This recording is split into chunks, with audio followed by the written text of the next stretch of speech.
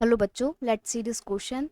And here this question says statement 1, collateral is an asset owned by the borrower and used as a guarantee to the lender. Collateral जो है वो asset होती है, borrower की जो उधार लेता है उसकी एसेट होती है और वो एक गारंटी के तौर पे लैंडर को देता है। स्टेटमेंट 2 है, informal sectors are monitored and control by the RBI. RBI मतलब reserve bank of India.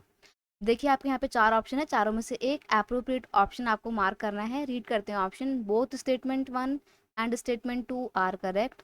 Both statement 1 and statement 2 are incorrect. Statement 1 is correct and statement 2 is incorrect. Statement 1 is correct and statement 2 is incorrect. देखिए अगर हम बात करें यहाँ पे collateral की, तो कोलेट्रल क्या होता है? ये सच में वो एसेट होती है जो बोरोवर के पास होती है और बोरोवर इसी एसेट को लैंडर को देता है और बदले में लैंडर से क्या लेता है? उधार में पैसा लेता है। और वो क्यों देता है उसको? कोलेटरल एक गारंटी के तौर पे कि मान लो कल को बोरोवर किसी भी कारण से पैसा नहीं चुका पाया लैंडर का, तो लैंडर के पास में ये अधिकार है कि वो बोरोवर की एसेट को बेचकर अपने लोन का पैसा रिकवर कर ले। ठीक है, तो कोलेटरल ये होता है। कोलेटरल को और जानेंगे और जानते हैं। कोलेट्रल इज एन एसेट, ये एक संपत्ति होती है दैट आर बोरोवर्स ओन, जो कि बोरोवर की होती है। लाइक हाउस हो सकता है, वो प्रॉपर्टी हो सकता है, गोल्ड हो सकता है, शेयर्स हो सकते हैं उसके।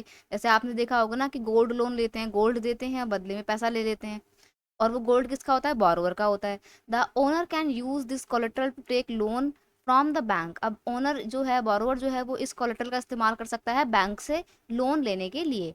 It is used as a guarantee by the owner. ये ओनर के द्वारा, ओनर कौन? बोरोवर, बोरोवर के द्वारा एक गारंटी के तौर पे यूज किया जाता है कि if the owner is unable to repay the loan, कि अगर मान लो किसी भी कारण से जो ओनर है या फिर जो बोरोवर है वो लोन रीपे कर पाने में असमर्थ है, नहीं कर पा रहा है, then the bank has the right to sell his collateral and recover the loan amount. तो बैंक के पास अधिकार है कि वो कोलेट्रल की जो संपत्ति है, जो भी हाउस हो सकता है, वो प्रॉपर्टी हो सकती है, कोई सी भी गोल्ड हो सकता है, शेयर्स हो सकते हैं, उनको बेच के अपने लोन का पैसा रिकवर कर लें। ठीक है, तो ये स्टेटमेंट आपकी बिल्कुल सही है।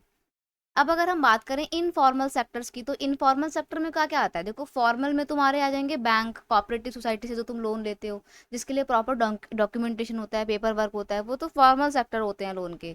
लेकिन अगर हम इनफॉर्मल की बात करें तो इसके लिए कोई पेपर वर्क रिक्वायर नहीं होता है, किसी तरीके का कोलेटरल भी आप नहीं देते हो बदले में कई बार तो, और आप अपने फ्रेंड से, रिलेटिव से या लैंडलॉर्ड से जो पैसा लेते हो उधारी पर, वो इनफॉर्मल सेक्टर का पार्ट होता है। और देखो, आपने ये लोन लिया इनफॉर्मल सोर्स से, किसी को पता ही नहीं लगा इसके बारे में, तो ये वाला जो लोन होता है ना, इसको कोई मॉनिटर करने वाला नहीं होता है। तो जो यहाँ पर लिखा हुआ है ना कि informal sectors are monitor by the R monitor and control by the RBI, ये गलत है। अगर यहाँ पर फॉर्मल सेक्टर लिखा होता तो हम मान सकते थे कि हाँ आरबीआई रेगुलेट करता है, क्योंकि आरबीआई जो हमारा पूरा बैंकिंग सिस्टम होता है उसको गवर्न करता है, उसको कंट्रोल करता है।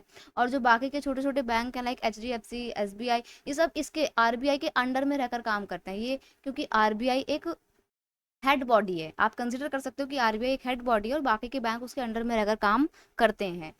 तो वो फॉर्मल सेक्टर होते हैं, लेकिन इनफॉर्मल सेक्टर को आरबीआई रेगुलेट नहीं करता है, ना ही मॉनिटर करता है। तो स्टेटमेंट 2 आपकी गलत है। तो यहाँ पर हम कह सकते हैं statement 1 is correct and statement 2 is incorrect. That is why option C, statement 1 is correct and statement 2 is incorrect, is your correct answer. You will have to mark option C.